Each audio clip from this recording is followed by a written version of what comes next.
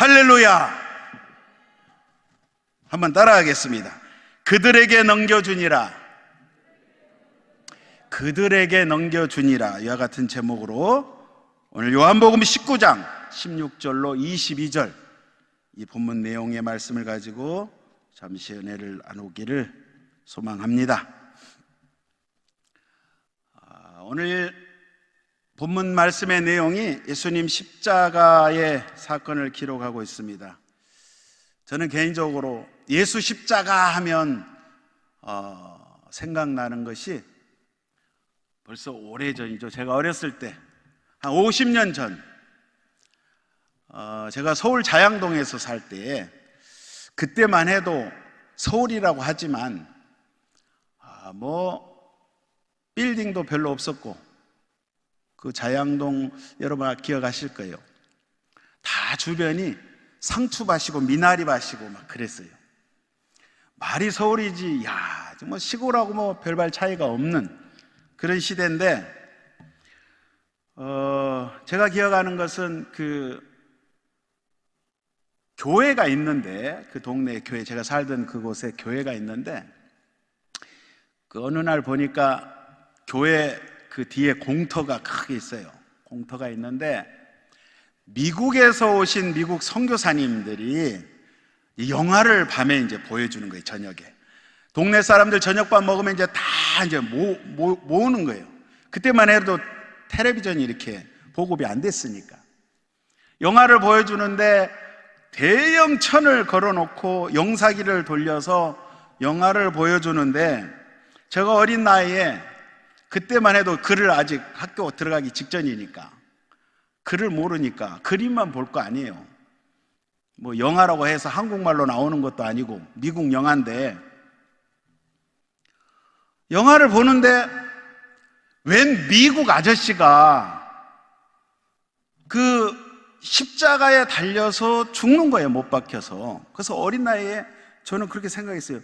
저 미국 아저씨는 무슨 큰 죄를 지었길래 저렇게 나무에 못이 박혀서 피 흘려서 저 비참하게 죽어가나. 그때만 해도 몰랐으니까 그 예수님에 대해서. 나중에 이제 교회를 다니면서 보니까 그 미국 사람이 예수님인 거예요. 예전에는 코 크고 키 크고 노랑머리 그러면 무조건 미국 사람이야. 영국 사람도 미국 사람이고 독일 사람도 미국 사람이고 무조건 서양 사람은 미국 사람. 그래서 저는 그 예수님의 십자가 하면 떠오르는 게 그 아주 어렸을 때 봤던 그 예수님의 그 영화, 그게 떠오르는데, 그 내용이 오늘 여기 요한복음 19장 16절 이하에 아주 자세히 기록을 하고 있습니다. 그래서 오늘 본문 말씀을 보시면 예수님께서 잡히시고 재판을 형편없이 받으시고 말도 안 되는 재판 가운데 급속히 이것이 진행됐잖아요. 그리고 오늘 십자가에 이제 달리시는 그 내용이 오늘 여기 나와 있습니다. 그런데 여러분, 예수님을 십자가에 못 박으라고 한 유대 백성들은 그들이 가이사 외에는 우리에게 왕이 없다, 그런 이야기를 했어요. 가이사, 로마 황제 시저, 가이사 외에는 우리에게 왕이 없다. 오직 로마 황제, 눈에 보이는 왕, 엄청난 권력을 가지고 큰 힘을 자랑하는 그러한 실력을 가진 그러한 메시아 외에는 우리는 왕으로 인정할 수 없다, 이런 고백을 하면서 끊임없이 빌라도를 향해서 저 예수를 십자가에 못 박으라, 십자가에 못 박으라, 그렇게 외칩니다. 여러분, 인류가 생겨나서 아담으로부터 지금까지 여러분 한번 생각을 해보세요. 아담이 에덴 동산에서 하나님의 뜻을 저버리고 불순종하게 됩니다. 그 말은 인간 스스로가 왕이 되기 위해서 진짜 하늘의 왕이신 하나님의 왕 되심을 완전히 부정해버리고 선악과를 따먹는 선악과를 따버리는 그 행위는 스스로가 왕이 되겠다는 그런 의미를 내포하고 있는 거예요. 그래서 성경은 구구절절히 구약에 보면 아담으로부터 시작해서 그 이후에 인간 스스로가 왕이 없으므로 그들이 자기 소견대로, 자기의 소견이 옳은 대로, 이것이 우리가 하는 것이 다 옳다, 그런 생각을 가지고 그렇게 살아왔어요. 그래서 사사기에 보면 자기의 소견대로, 자기 임의적으로 자기들이 생각했던 그것이 선하다고 생각을 했기 때문에 자기네가 스스로 선과 악을 판단하는 기준이 되어서 그렇게 하나님 앞에 반역한 역사가 성경에 자세하게 기록이 되어 있어요. 그러니까 인간들은 눈에 보이지 않는 그런 영적인 세계보다도 하나님의 그런 이스라엘 백성들이 많은 은혜를 입었건만 그것을 망각하고 눈에 보이는 우상, 눈에 보이는 물질, 눈에 보이는 이 세상, 이 땅에 안주하고 그것에 집착하고 그것이 전부인 양, 그것이 우리를 왕되게 하고 우리 스스로가 왕이 되어서 그렇게 하나님을 대적하는 그러한 모습들을 보여주고 있는데, 오늘 바로 예수님을 빌라도를 통해서 십자가에 못 박으라 하는 그러한 내용이 오늘 여러분 말씀을 보겠습니다. 16절 한번 보겠습니다. 자, 사실 이 빌라도는 예수님을 놓아주려고 무척 애를 썼던 사람입니다. 그런데 워낙 유대 백성들이 아우성을 치니까 모든 것을 포기하고 이제 유대인들에게 예수님을 넘겨줍니다. 16절 보겠습니다. 이에 예수를 십자가에 못 박도록 그들에게 넘겨주니라. 사실 빌라도는 표면적으로는 빌라도가 저들에게 예수님을 넘겨준 것으로 되어 있지만 실제적으로는 진짜 예수님을 십자가로 넘겨주신 그분은 바로 하나님이십니다. 동의하십니까? 예. 여기 16절에 예수님을 십자가에 못 박도록 그들에게 넘겨주다, 파라디도미, 헬라어에 보니까 파라디도미 이렇게 표현했어요. 파라, 뭐뭐에게서부터 디도미, 주다, 그러니까 위탁하다, 넘겨주다, 이 뜻이에요.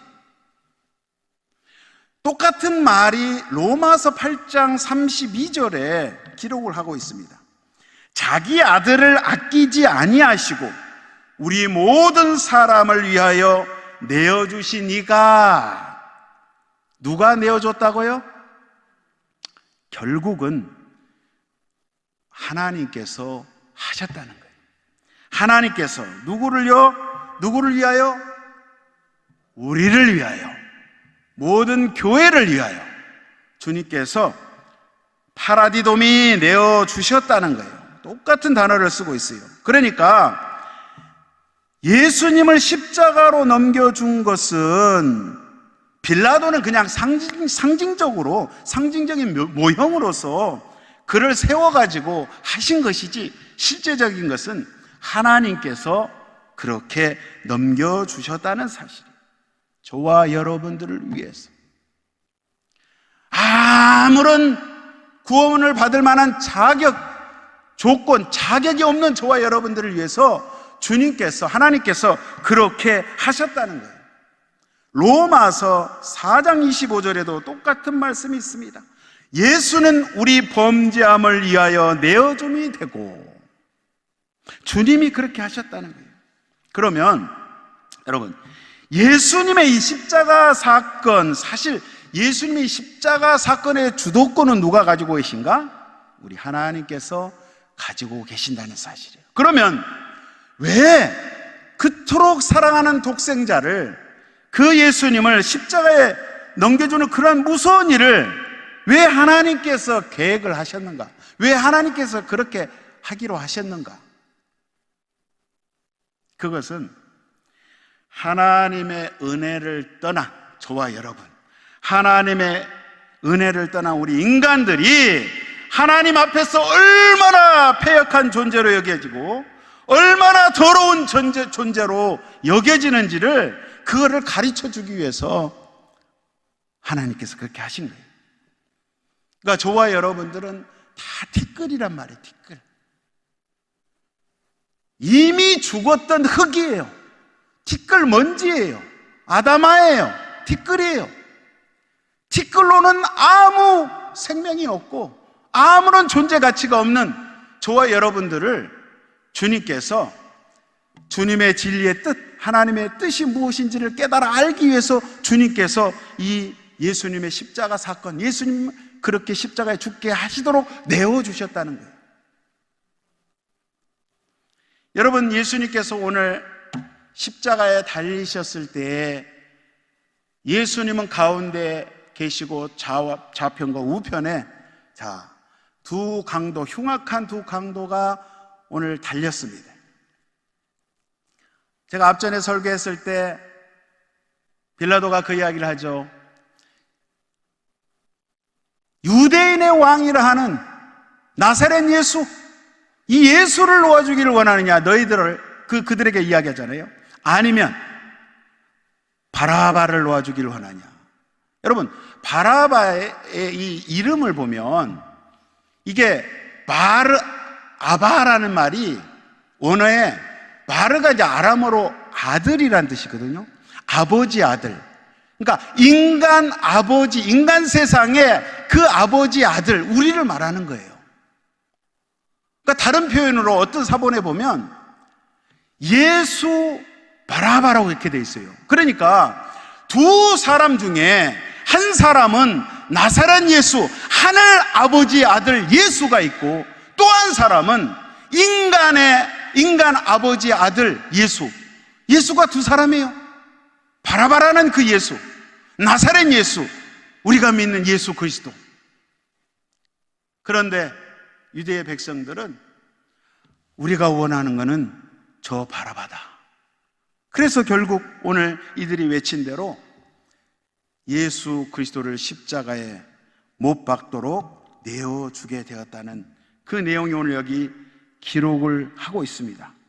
여러분, 예수님의 십자가 은혜, 예수님의 십자가 은혜를 설명하기 위해서 이 성경은요, 창세기부터 계시록까지 하나님께서 구구절절히 예수님의 십자가를 이야기해서 우리 하나님께서 천지를 창조하신 거고, 우리 하나님께서 예수님의 십자가의 은혜를 설명하기 위해서 이 땅에 시간을 창조하신 거고.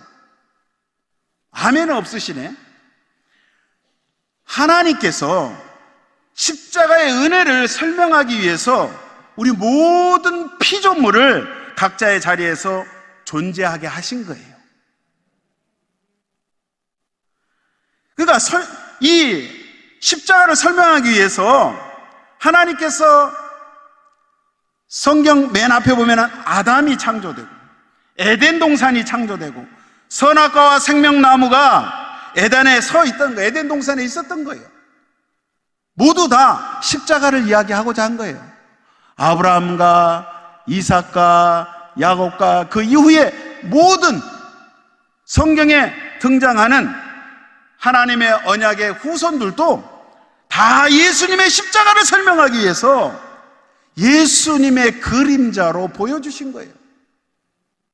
그러니까 성경을 어디를 들춰봐도 성경 66권은 우리 주 예수 그리스도의 십자가를 말하기 위해서 주님께서 여러 가지 사건과 여러 명의 사람들을 등장시켜서 예수님을 말하고자 한 거예요. 왜 예수님이 이 땅에 필요한지, 왜 예수님을 이 땅에 보내야만 하는지, 그리고 오신 그 메시아가 예수라는, 예수 그리스도가 메시아라는 것을 말하고 설명하기 위해서 구구절절히 성경은 말씀을 하고 있는 거예요. 그거 외에는 없어요. 여러분 아셔야 돼요. 성경 66권은 우리가 빨래 짜듯이 꽉 짜면 나오는 것이 딱 한 방울 나와요. 뭐냐? 예수님 갈보리 십자가에 흘리신 예수의 피, 예수의 사랑, 주님의 크신 은혜, 십자가를 통한 주님의 크신 은혜, 이거 외에는 없다 이 말이에요. 그래서 우리가 자나깨나 예수님의 십자가를 이야기하고, 우리가 전도를 할 때, 선교를 할 때, 어느 곳에 있든지 우리가 성경을 이야기할 때는 반드시 예수님의 갈보리의 십자가를 이야기해야 그것이 진정한 주님의 성도가 된다 이 말이에요. 다른 이야기 많이 우리 이야기하고 설명할 수 있지만 가장 중요한 핵심이 바로 예수님의 골고다의 십자가라 이 말씀이에요. 그래서 역사의 중심과 핵심은 바로 십자가고, 나머지 것은 모두 십자가를 설명하기 위한 그림자예요. 하나님이 우리 사람의 눈에는 보이지 않지만 그 영적인 세계, 그 샤마임, 그 하늘 천국의 세계는 그게 실체란 말이에요. 그게 본체야. 그 실체를 직접 보여주면 알아먹지를 못하니까 인간이, 우리 사람들이 이 땅에 우리 사람의 눈에 보이는 이 삼라만상, 그리고 사람들, 이 땅을 통해서 하나님께서 이 모든 것은, 그러한 사건들, 보여지는 것들, 모든 것은 그림자로 주님께서 이 그림자를 통해서 원래 실체를 알아라라고 주님께서 말씀하시는 건데, 그것은 반드시 예수의 십자가를 통해서만이 그 실체를, 하나님의 뜻을, 하나님의 섭리를 우리가 알 수 있다 이 말이에요. 그래서 본문 17절을 보시면 예수님께서 십자가를 지시고 골고다라 하는 곳으로 올라가는 장면이 오늘 나옵니다. 17절 보겠습니다. 그들이 예수를 맡음에 예수께서 자기의 십자가를 지시고 해골, 히브리 말로 골고다라고 하는 곳에 나가시니, 여기 보니까 해골, 언덕이 있는데, 언덕, 산이 있는데 히브리 말로는 골고다, 또 갈보리라고도 하죠. 우리 영어로 갈보리, 캘보리. 원래 이제 라틴어에서, 로마 라틴어에서 온 말이에요. 골고다나 갈보리나 같은 말입니다. 자, 골고다 갈보리는 예루살렘 성에서 멀지 않는 곳에 있다고 오늘 성경에서 말씀하고 있죠.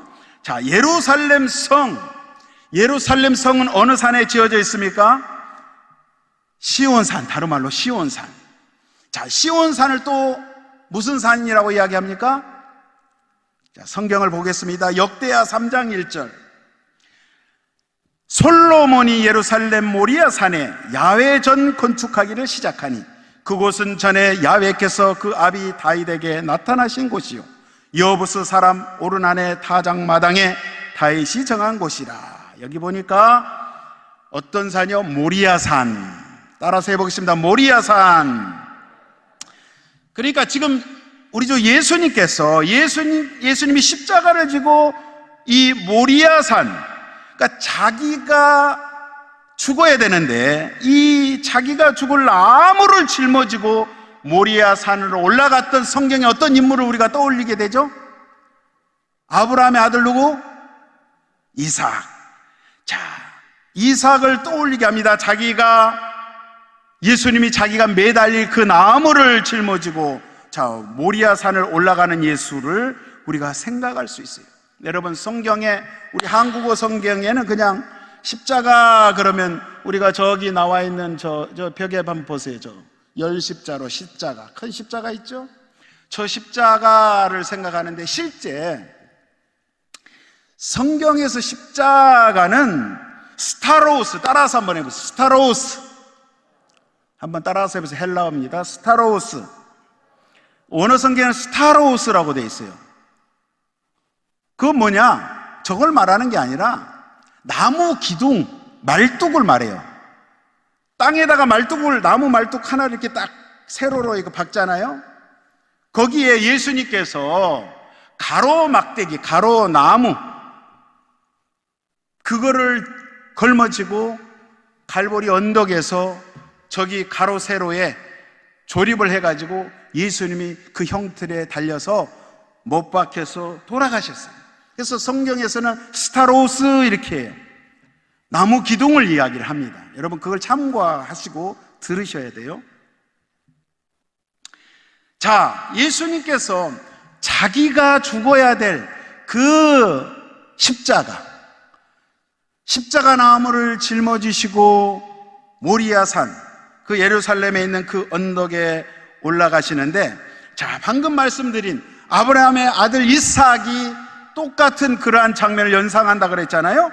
창세기 22장 1절부터 제가 읽어볼 테니까 여러분 들어보세요. 조금 길지만 잘 들으세요. 아시는 내용이지만, 그 일 후에 하나님이 아브라함을 시험하시려고 그를 부르시되 아브라함아 하시니 그가 가로되 내가 여기 있나이다.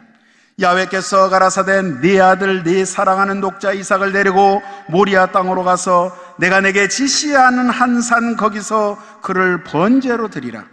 아브라함이 아침에 일찍이 일어나 나귀의 안장을 지고 그 두 사환과 그 아들 이삭을 데리고 번제에 쓸 나무를 쪼개어 가지고 떠나 하나님이 자기에게 지시하시는 곳으로 가더니 제3일에 아브라함이 눈을 들어 그곳을 멀리 바라본지라. 이에 아브라함이 사안에게 이르되 너희는 나귀와 함께 여기서 기다리라. 내가 아이와 함께 저기 가서 경배하고 너희에게로 돌아오리라 하고, 아브라함이 이에 번제나무를 취하여 그 아들 이삭에게 지우고 자기는 불과 칼을 손에 들고 두 사람이 동행하더니 이삭이 그 아비 아브라함에게 말하여 가로되 내 아버지여 하니 그가 가로되 내 아들아 내가 여기 있노라. 이삭이 가로되 불과 나무는 있거니와 번제할 어린 양은 어디 있나이까. 아브라함이 가로되 아들아 번제할 어린 양은 하나님이 자기를 위하여 친히 준비하시리라 하고, 두 사람이 함께 나아가서 하나님이 그에게 지시하신 곳에 이른지라. 이에 아브라함이 그곳에 단을 쌓고 나무를 벌려놓고 그 아들 이삭을 결박하여 단나무 위에 놓고 손을 내밀어 칼을 잡고 그 아들을 잡으려 하더니 야훼의 사자가 하늘에서부터 그를 불러 가라사대 아브라함아 아브라함아 하시는지라. 아브라함이 가로되 내가 여기 있나이다 하매 사자가 가라사대 그 아이에게 내 손을 대지 말라. 아무 일도 그에게 하지 말라. 네가 네 아들 네 독자라도 내게 아끼지 아니하였으니 내가 이제야 네가 하나님을 경외하는 줄을 아노라. 아멘. 저와 여러분이 잘 아시는 모리아산에 아브라함이 자기 아들, 외아들, 독자 이삭을 이제 하나님의 명령에 의해서 자 번제로 드리라. 그리고 번제는 칼로 짐승을 잡을 때 가죽을 벗기고 각을 떠서 부위별로 다 발라내고 배를 갈라서 내장을 끄집어내서 불에 태우는 거예요. 장작불에 불에 태우는 거예요. 태워서 그게 연기가 위로 올라가게 하는 거예요. 그걸 번제래요. 그 번제로 드리는 이 장면, 하나님이 그렇게 하셨다는데, 여러분 이 성경 말씀 우리가 읽을 때 좀 이상하다는 생각 안 드세요? 그저 우리가 잘 아는 대로 늘 익숙히 설교를 통해서 들었던 대로 아브라함은 믿음의 조상, 이때부터 믿음을 하나님이 테스트했을 때에 정말 믿음이 대단한 사람, 이렇게 이해를 하시는지요? 여러분 가만히 이 내용을 한번 그때 시대로 돌아가가지고 성경을 이렇게 펼쳐놓고 한번 곰곰이 생각을 해보자고요.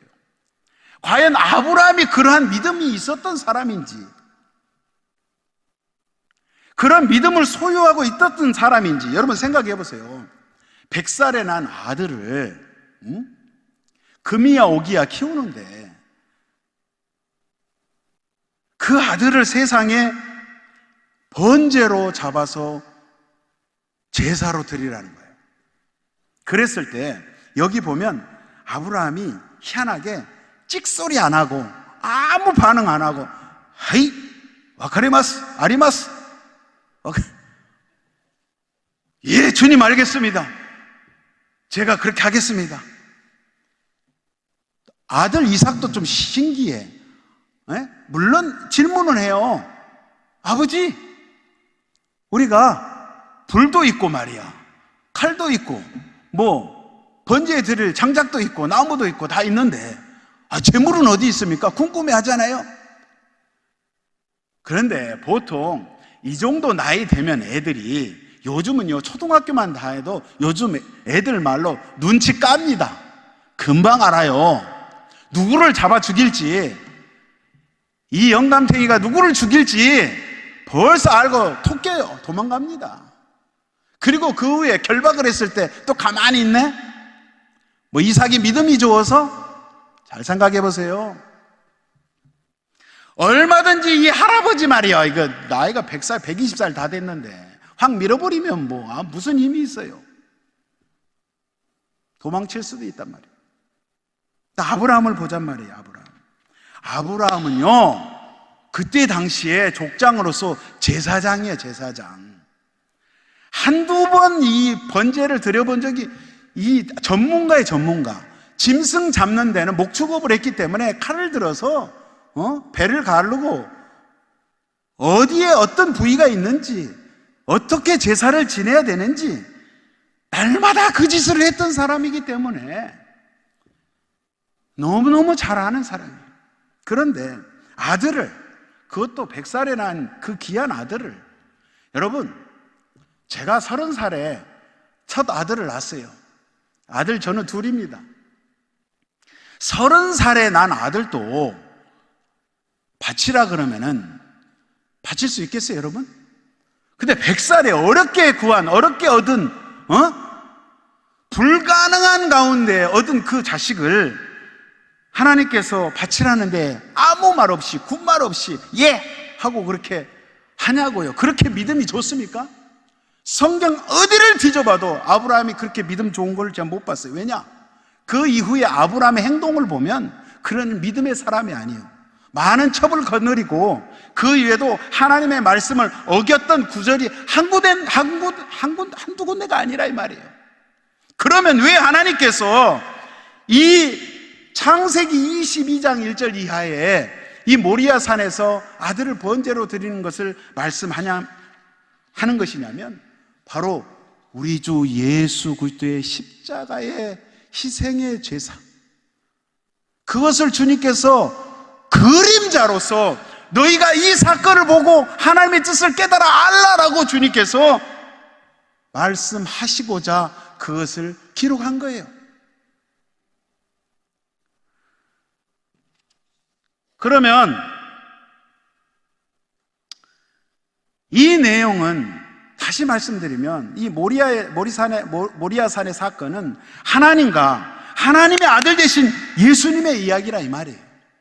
다시 바꿔 말씀드리면, 그러면 성경에서 저와 여러분들에게 알게 하기 위해서 하나님이 일부러 그런 부분들을 생략을 했는데, 특별히 아브라함의 감정을 여기에서는 창세기 22장에서는 기록하지 않고 있어요. 그저 그렇게 행했다라는 것만 기록하는데, 그러면 하나님께서 일부러 하셨다는 것을 그럼 어떻게 아냐? 히브리서 11장 17절에 분명히 기록을 하고 있어요. 읽어볼게요. 들어보세요. 아브라함은 시험을 받을 때 믿음으로 이삭을 드렸으니 저는 약속을 받은 자로 돼 그 독생자를 드렸느니라. 저에게 이미 말씀하시기를 네 자손이라 칭하는 자는 이삭으로 말미암으리라 하셨으니, 저가 하나님이 능히 죽은 자 가운데서 다시 살리실 줄을 생각한지라. 비유컨대 죽은 자 가운데서 도로 받은 것이니라. 여기에 말씀에 보면, 히브리서의 말씀에 비유컨대, 따라서 해보겠습니다. 비유컨대, 엔파블레라는 데 있어. 파라블레, 엔파라블레. 비유 엔 안에, 그러니까 비유 안에서 주님께서 비유 안에서, 그 말은 아브라함의 모리아 사건은 어떤 것을 비유로 담고 있다 이 말이에요. 무엇을? 예수님의 십자가 사건. 할렐루야. 그러니까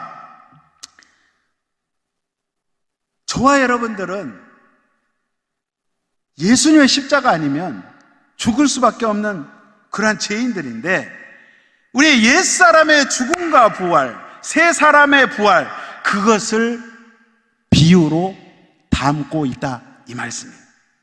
그러니까 아브라함이 모리아산에서 이삭의 가슴에 칼을 들이대고 칼을 꼽으려고 했던 이 사건, 이 사건은 바로 하나님의 비유였다는 거예요. 비유. 아시겠어요? 어떤 비유? 예수님의 십자가 사건. 창세기 22장 13절 이하 다시 보겠습니다. 아브라함이 눈을 들어 살펴본 적 한 수양이 뒤에 있는데 뿔이 수풀에 걸렸는지라. 아브라함이 가서 그 수양을 가져다가 아들을 대신하여 번제로 드렸더라. 아브라함이 그 땅 이름을 야훼 이레라 하였으므로 오늘까지 사람들이 이르기를 야훼의 산에서 준비되리라 하더라. 따라서 하겠습니다. 야훼의 산에서 준비되리라. 잘 들으세요. 여호와 하나님 야훼의 산에서 준비되었다가 아니라, 미래형을 쓰고 있어요. 준비되었다가 아니라 야훼의 산에서 준비되리라. 그것이 여호와 이레라, 이 말이에요.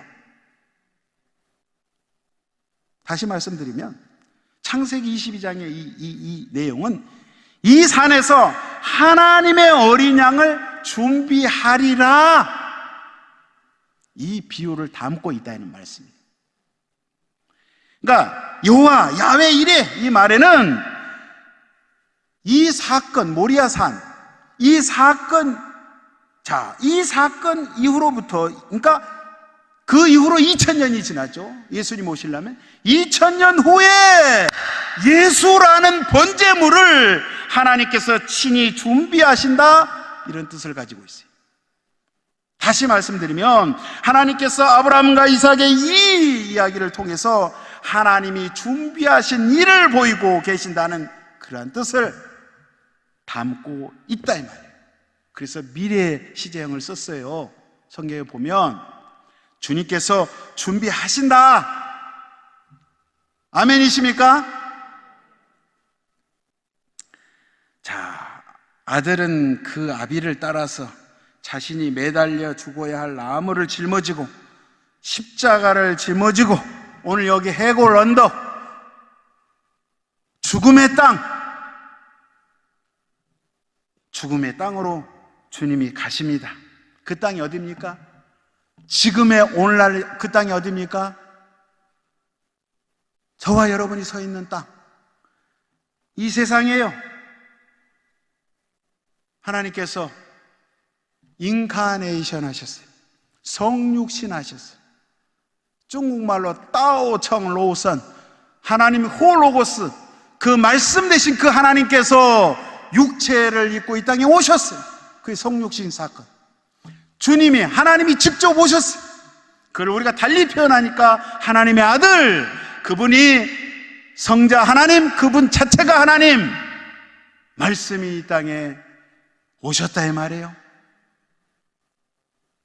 오실 수 없는 이 땅, 썩어 냄새나는 이 땅, 저주받은 이 땅, 도저히 희망이 없는 이 땅, 저와 여러분이 그 땅 가운데 살아가는 저와 여러분들을 살리시기 위해서 우리 주님이 친히 이 땅에, 이 낮은 곳에 종의 모습으로 오셔서 저와 여러분을 살리시기 위해서 그 연약한 모습으로 이사야서에 기록하고 있지 않습니까? 이 땅에서 연약한 순의 모습으로, 흠모할 만한 것이 하나도 없는 모습으로, 세상 사람의 실어버린 바 된 모습으로, 가난하고 외모는 볼품없는 힘이 없는 약자의 모습으로 주님이 이 땅에 그렇게 내려오셔서 저와 여러분을 대신해서 저 갈보리 십자가에서 피 흘려 죽으셨다는 사실이에요.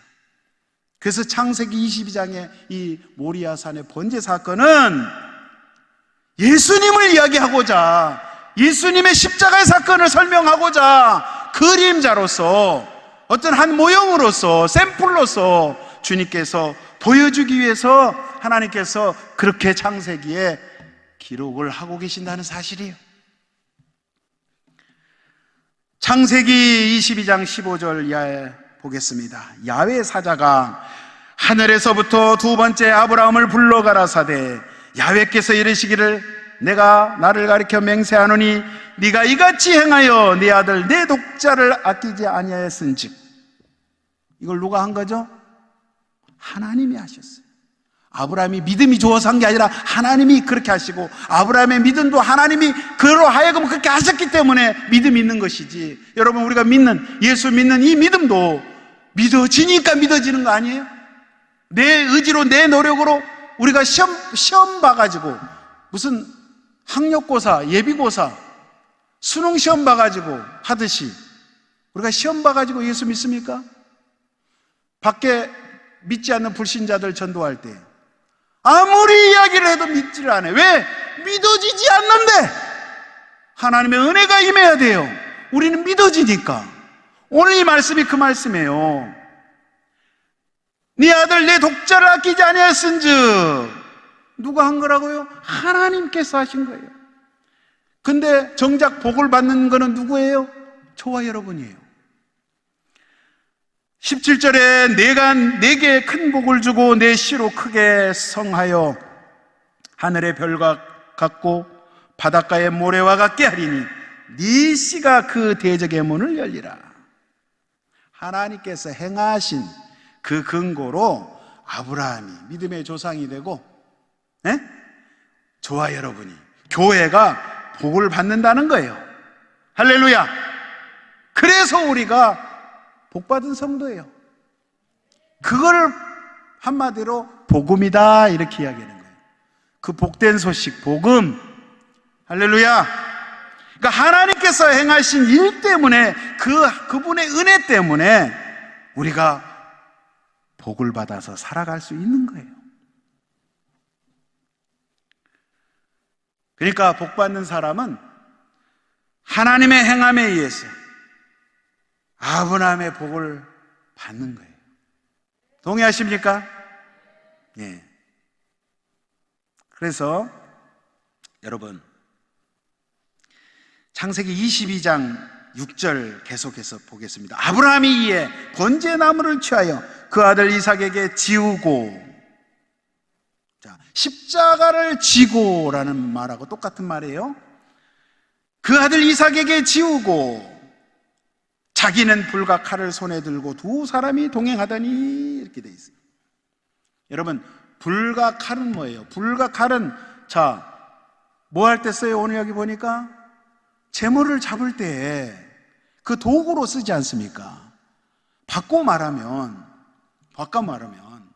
죽음으로 갈 때 불과 칼은 어떻게 보면 심판의 의미예요. 그렇죠? 저와 여러분들이 불과 칼을 받아서, 하나님의 불과 칼을 받아서 영원한 저주 심판 가운데 갈 수밖에 없는 저희들에게, 때로는 여러분 정신 차리라고, 하나님의 뜻을 알라고 저와 여러분들에게 때에 따라서는 필요하기 때문에 작은 고난을 주시는 거예요. 그게 어떤 의미로 작은 불과 칼의 의미예요.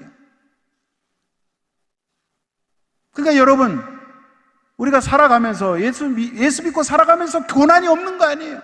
여러분, 여러 가지 문제가 있고 환난이 있고 근심 걱정이 있고 뭔가 문제가 있어서 오지 않았습니까? 이 산에, 이 기도 동산에. 여러분, 감사하셔야 돼요. 주님의 뜻을 알게 하시기 위해서 그러한 것을 주신다 이 말이에요. 여러분, 성경에 보면 모든 선지자들은 예수님의 삶을 살다가 갔던 사람이에요. 여러분, 다윗, 성군이라 했던 다윗왕, 다윗은 시편에서 구구절절히 예수님의 모습을 표현하고 있어요.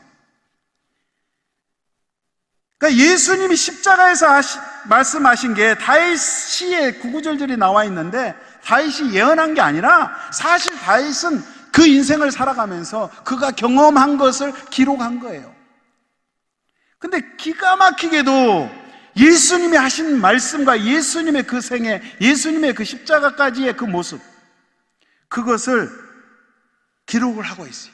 그러니까 다윗이 예수님의 삶을 살았다는 것을 우리가 알 수가 있어요. 이사야도 마찬가지예요. 이사야는요, 원래 왕족이었어, 왕족. 신분이. 저도 왕족이에요, 옛날로 말하면. 전주이시니까 이조 시대 때 태어났으면 이렇게 같이 대면도 못 해버려. 그 말을 제가 저희 집사람하고 가끔 하는데, 농담으로. 이사야가 왕족인데, 여러분, 3년 동안 벌거벗고 다녔어요. 하나님의 메시지를 선포하면서 예수님이 십자가에 달리셨을 때 벌거벗은 몸으로 달리셨어요. 여러분, 예수님의 영화를 본다든지 예수님의 성화에는 예수님이 그래도 속옷을 걸치고 있잖아요. 실제 예수님은 아무것도 걸치지 않고 그렇게 저와 여러분들이 당할 그 수치를, 그 부끄러움을 대신해서 예수님이 그렇게 십자가에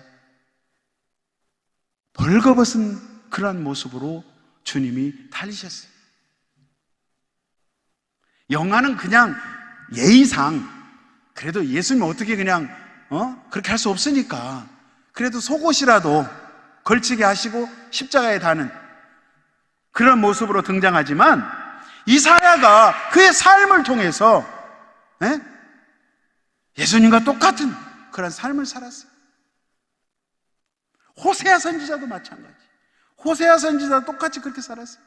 장녀 고멜 죽어라고 쫓아다녀요. 저와 여러분 같으면 그런 여자, 그런 남편 만나겠습니까? 그러나 주님의 명령이기 때문에, 하나님의 그렇게 하라 하시니까 그렇게 순종한 거예요. 세례 요한도 마찬가지. 주님과 똑같이 그렇게 살아갔어요. 그러니까 저와 여러분들도, 성도인 저와 여러분들도 우리 삶 가운데 예수님의 삶의 모습이 나타나야 된다는 거예요. 그것이 나타나지 않을 때는 그거는 100% 짝퉁 가짜라 이 말이에요. 우리의 삶 속에, 저와 여러분의 삶 속에 내 자신을, 나를 부인하는 자기 부인의 삶이 있어야 돼요. 나를 부인하고 예수님이 그렇게 하셨듯이 나의 맡겨진 십자가를 짊어지고 나의 그 십자가의 삶을 나타내야 된다는 사실. 그게 성도란 말이에요. 그게 예수 믿는 사람들의 본분이란 말이에요. 아멘이십니까? 시편 22편 1절 이하. 내 하나님이여, 내 하나님이여, 어찌 나를 버리셨나이까? 어찌 나를 멀리하여 돕지 아니하시오? 내 신음하는 소리를 듣지 아니하시나이까? 예수님이 하신 말씀하고 똑같잖아요. 나는 본래요 사람이 아니라 사람의 해방거리요 백성의 조롱거리니이다. 나를 보는 자는 다 비웃으며 입술을 삐죽이고 머리를 흔들며 말하되, 저가 야훼께 의탁하니 구원하실 걸, 저를 기뻐하시니 건지실 걸 하나이다. 개들이 나를 에워쌌으며 악한 무리가 나를 둘러 내 수족을 찔렀나이다. 여러분, 원래 유대인들은 사람을 처형할 때 돌로 쳐 죽이지 십자가로 이렇게 못 박혀 찔러서 죽이지 않아요. 오늘 이 이사야, 이 시편의 이 말씀은 정확히 예수님을 말씀하고 있어요. 내 모든 뼈를 셀 수 있나이다. 내가 내 모든 뼈를 셀 수 있나이다. 저희가 나를 주목하여 보고 내 겉옷을 나누며 속옷을 제비 뽑나이다. 정확하게 말씀하고 있지 않아요? 그러니까 다윗이 이 시편에서 그런 삶을 살다 간 거죠. 저와 여러분들도 똑같이 그런 삶을 사는 것이 성도라 이 말이에요. 히브리서 13장 11절 보겠습니다. 이는 죄를 위한 짐승의 피는 대제사장이 가지고 성소에 들어가고 그 육체는 영문 밖에서 불사름이니라. 그러므로 예수도 자기 피로서 백성을 거룩게 하려고 성문 밖에서 고난을 받으셨느니라. 그런즉 우리는 그 능력을 지고 영문 밖으로 그에게 나아가자. 우리도 영문 밖으로 그에게 나아가야 된다는 거예요. 자, 영문 밖의 개념이 뭐예요? 레위기에서 잘 설명하고 있습니다. 레위기서 16장 26절 읽어볼게. 들어보세요.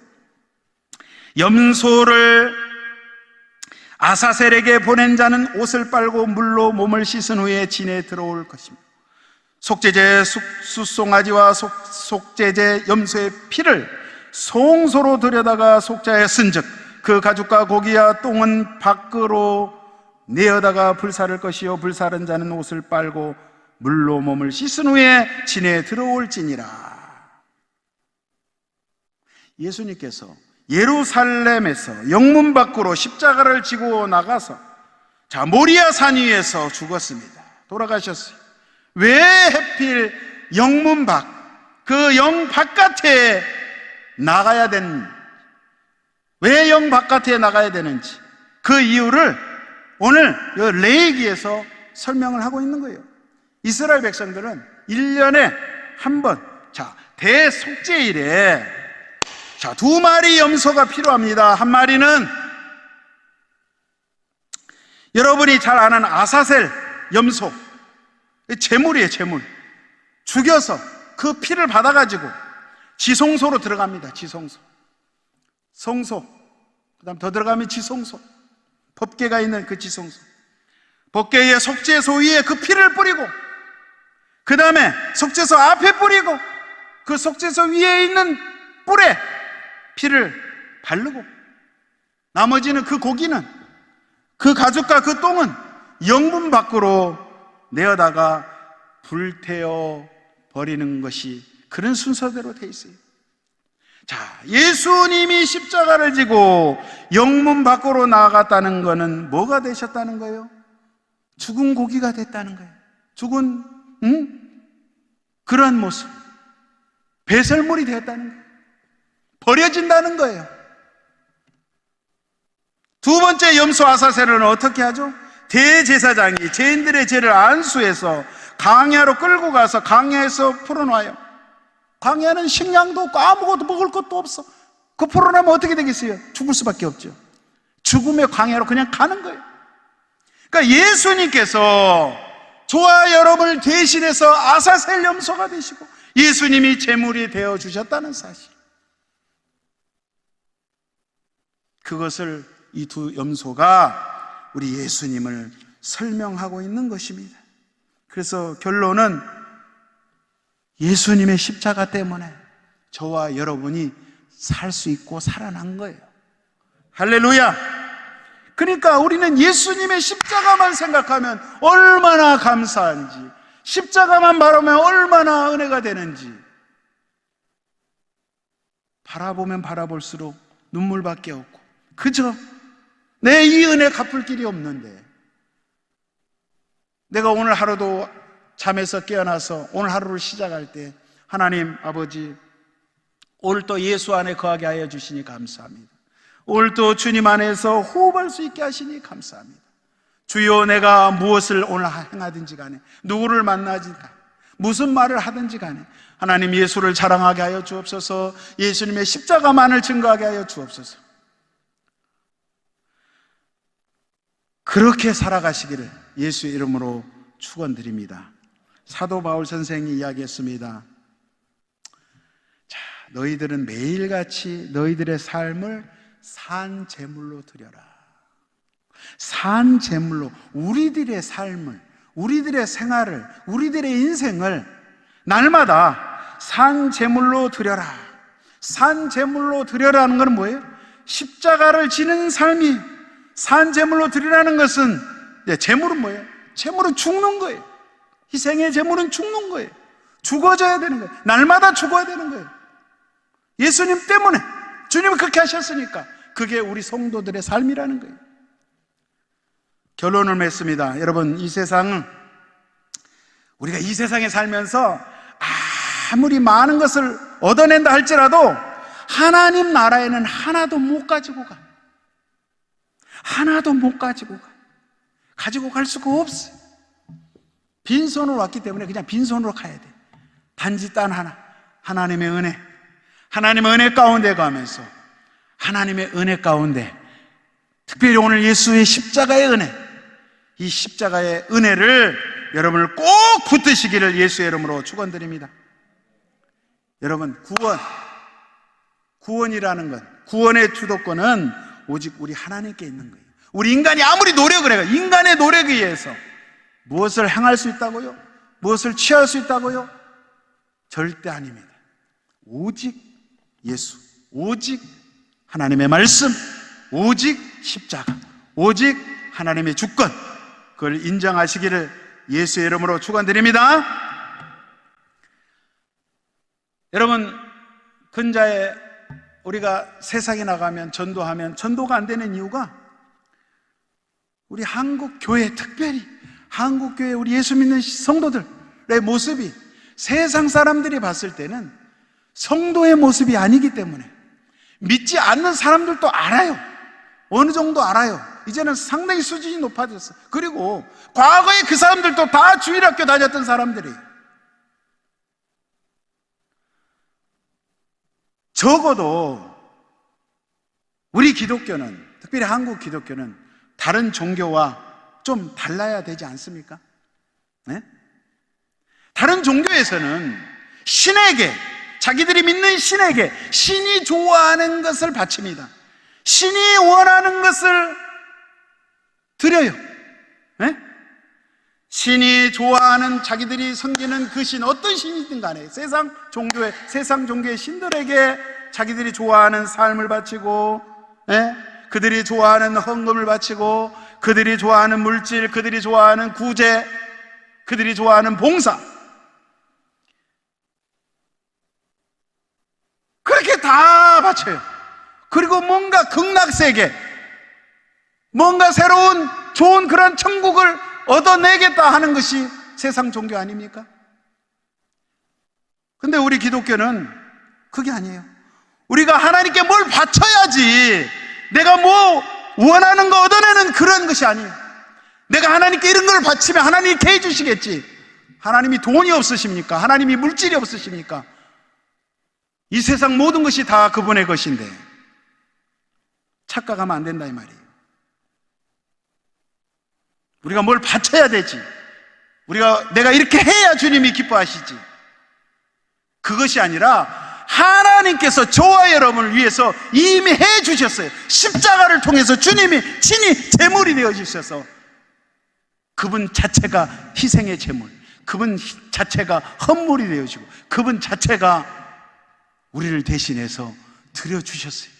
그분은 우리를 위해서 주신 분이지 우리에게 뭘 요구하시는 분이 아니에요. 우리가 뭐를 바치기를 원하시는 분이 아니라 이 말이에요.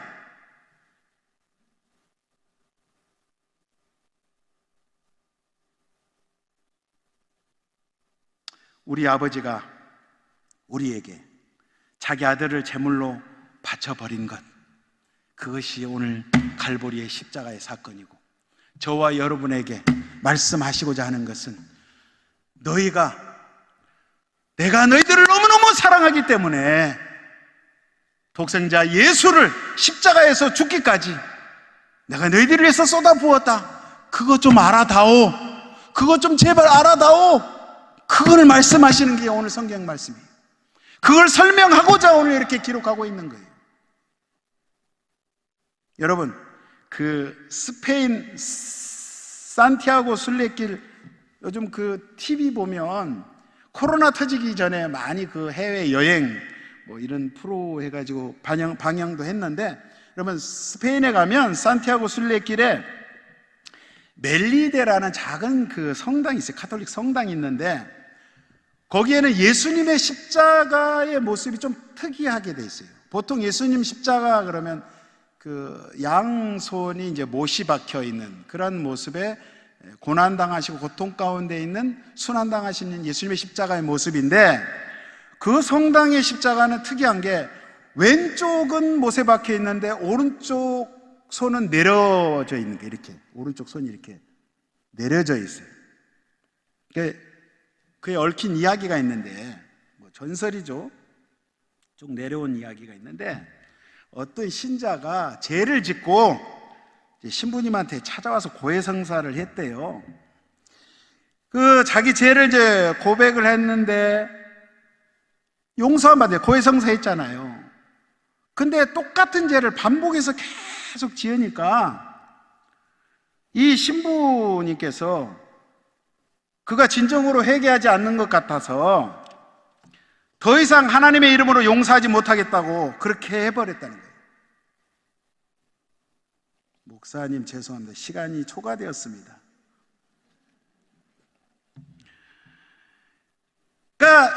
더 이상 용서하지 못한다는 거예요. 그 순간에 그 십자가에 예수님의 그 오른쪽 손이 이렇게 내려와 가지고 하면서 음성이 들렸대요. 뭐라 그랬냐면, 내가 용서했다. 그를 위해 피를 흘린 것은 네가 아니지 않냐. 이런 전설이 있대요. 물론 전설이지만 우리 죄를 용서하실 수 있는 유일한 분, 우리에게 구원의 손을 내밀어 주시는 그분이 오늘 말씀하십니다. 이사야서 41장에 두려워 말라. 할렐루야. 두려워 말라. 내 의로운 오른손으로 너를 붙들어 주리라. 저와 여러분, 이 시간에 어떤 문제가 있습니까? 주님께 모든 것을 내어 맡기시는 저와 여러분 되시기를 예수의 이름으로 축원드립니다. 기도하겠습니다. 사랑의 주님, 감사합니다.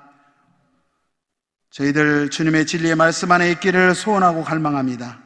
주의 은혜를 알고 주님의 은혜로 이 천국에 들어가는 자 되기를 소원합니다. 아버지 하나님, 주님의 은혜와 진리로 늘 충만한 저희들, 성령으로 충만한 저희들 되게 하여 주시옵소서. 예수의 이름으로 기도하옵나이다. 아멘.